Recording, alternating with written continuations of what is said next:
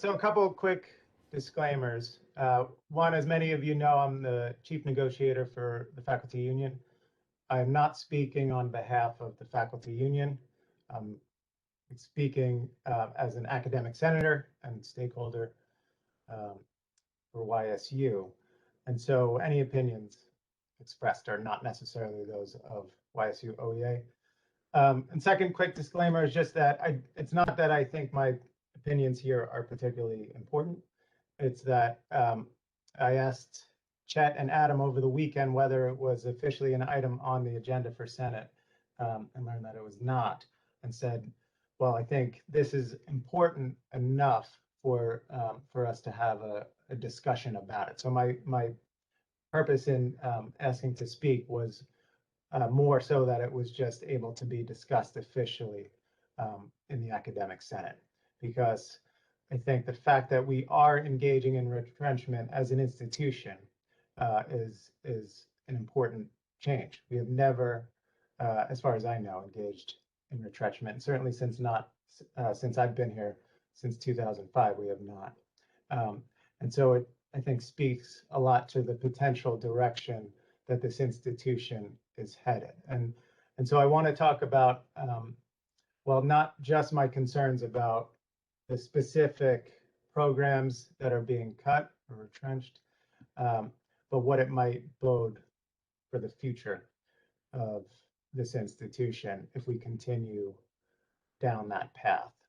And so with those disclaimers in mind, I guess I'll start by saying I recognize that we have a severe budget deficit.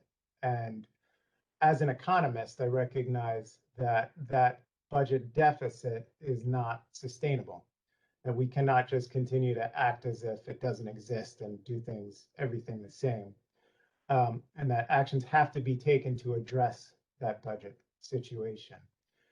But I think the actions that are being taken and the perspective that the institution seems to be taking is that the problem with the budget deficit is based primarily on costs, and that we have to reduce costs in order to address this deficit, and in particular, reduce academic costs.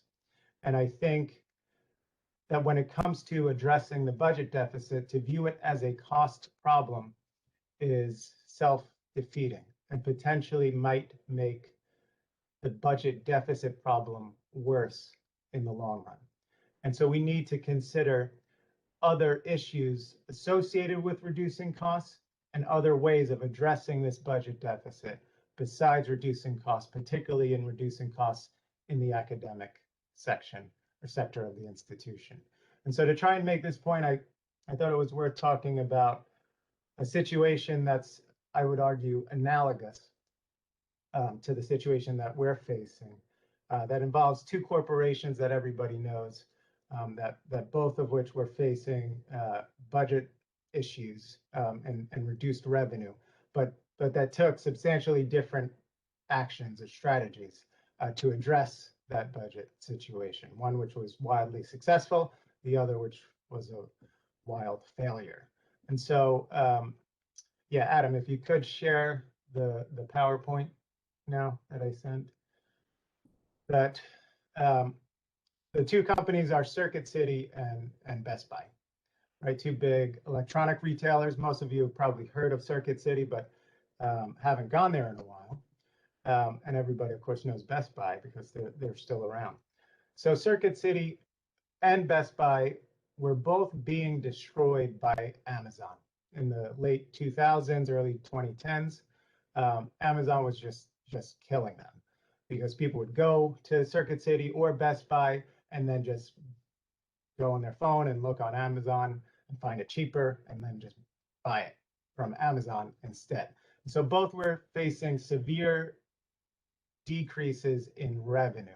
And as a result, we're naturally concerned of, well, we have to do something to address it. But what Circuit City did is they viewed it primarily as a cost problem. That because our revenue is going down, we have no choice, but we have to cut costs.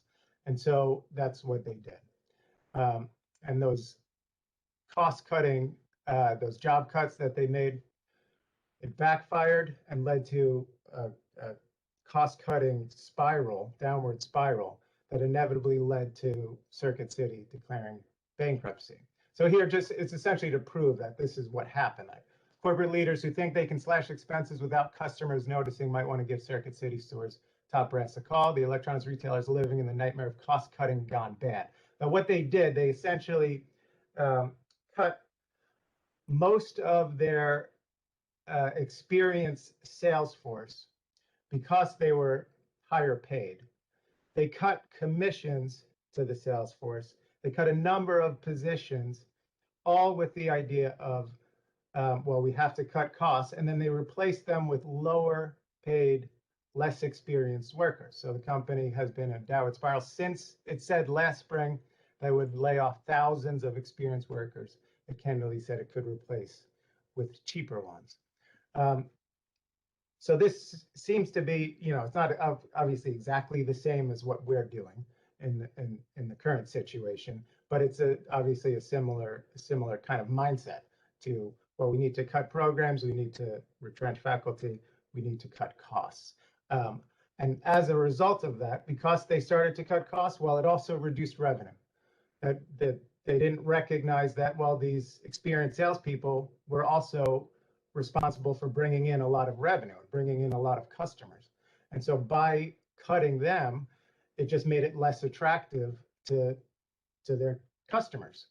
And so it further reduced revenue, which means then they responded by further reducing costs.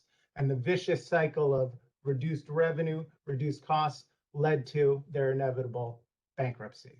And that's why we haven't seen a Circuit City since, I forget the exact year, but nobody's been there in at least 6 or 7 years because they don't exist anymore.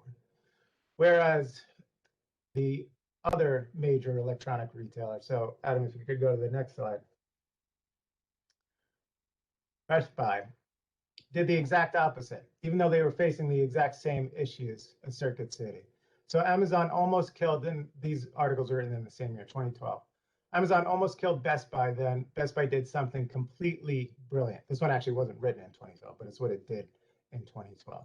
This is how Best Buy used a combination of strategy and emotional intelligence to save itself from ruin. So they're both facing significant declines in terms of revenue, but their responses were completely opposite.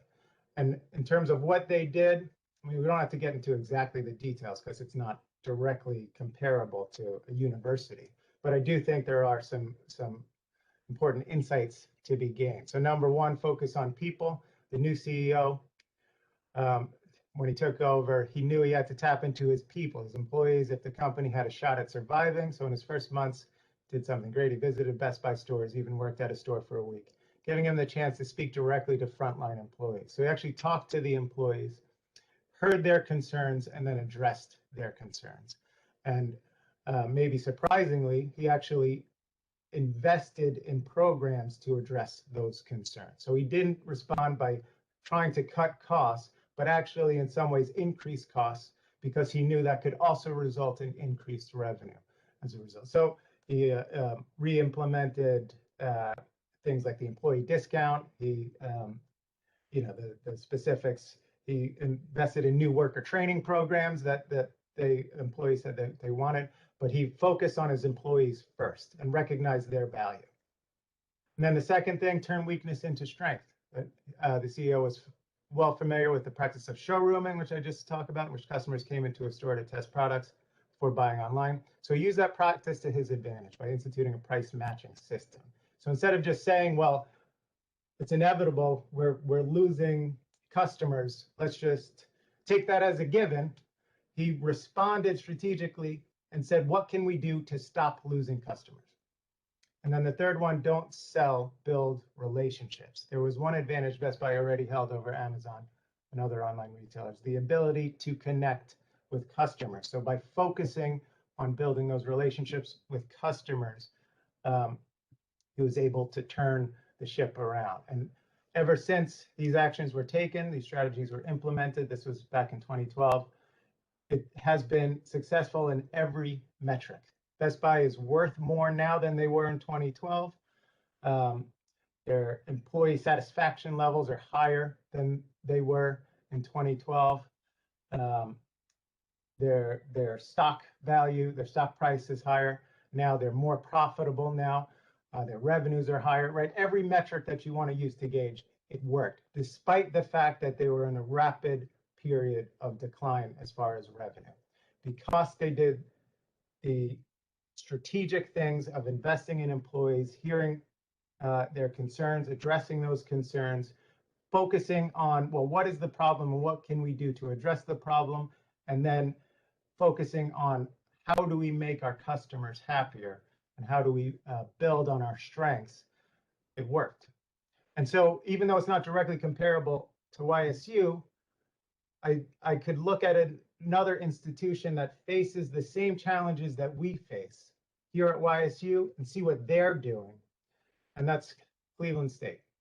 That they seem to be taking the Best Buy approach while we're taking the Circuit City approach into how to deal with our declining revenues and declining enrollments. That they also have demographic challenges. And instead of saying, well, we have fewer high school students graduating in this area, so it's not a surprise that our enrollment's down, and it's not a surprise that our budget deficit is what it is. They said we have declining enrollments in our area. I mean, declining high school graduates in our area. What can we do to address it so that we don't see further decreases in enrollment? And they didn't say, well, now we have to cut costs because of that. They're investing in programs that we can also invest in that have worked, that have been successful as far as increasing revenue. And so here they list what they have done to see an increase in enrollment. Growing partnership with Cleveland Metropolitan School District, so with city schools. They saw a 40% increase in the number of graduates enrolled, many of whom took advantage of a scholarship program that provides full tuition scholarships. That we could do something like this with Youngstown City Schools. A program that provides free room and board to 110 students in residential community of scholars with wraparound and graduation coaches. Summer transition enrichment program that helps students prepare for college coursework or simply get a head start in their studies. Summer Bridge Program Enrichment Academy provides free residential experience before freshman year to help incoming students and their families successfully transition from high school to college. University's 2-for-1 tuition promise, in which the university will cover spring semester tuition for freshmen who achieve a 3.0 or better grade point average. I'm not saying that we should copy and paste and do exactly what Cleveland State is doing, but I look at these 5 things and I say, I don't see YSU doing anything like this. And why are we not doing anything like this? That take any of these, it's not that we can't afford to do it. I'm sure that would be the answer, that we can't afford it. We can't afford not to do things like this, right? We can't afford to continue to lose 900 students every year, as Provost Smith was just talking about. Just take this last one, the university's 2-for-1 tuition promise, in which the university will cover spring semester tuition for freshmen who achieve a 3.0 or better grade point average. I'm not saying that we should do exactly that, but what if we did something where students who are in good standing pay less if they come back the next year? So say it's tuition is reduced by 20% next fall if you have a GPA of above a 3.0 or above, and you come back to YSU. But that does 2 things that are really good. One, obviously it increases the incentive to come back to YSU, which is what we want. But it also increases the incentive for students to get a GPA that's 3.0 or above. And so both of those are things that we want and that we should be incentivizing. And I don't see us doing anything like that. And if they're doing something where if you're in good standing, you actually get a full semester's tuition for free just for coming back, why can't we do something where it's a reduced amount? And if it has any impact in terms of we lose only 700 students instead of 900, then it would clearly be worth it to do it. And to say that we can't afford it, of course we can afford it. I mean, I know that there's limits on what can be, what the endowment which is currently 275 million about, can be spent on, but it can be spent on things like this. And so I'm not going to call out the YSU Foundation. They know they already spend a lot supporting students, and it's great, but they can do more, and they can afford to do more. That Cleveland State's endowment is less than 90 million. Our endowment is 3 times the amount of Cleveland State's. Why are we not doing anything like this with that money?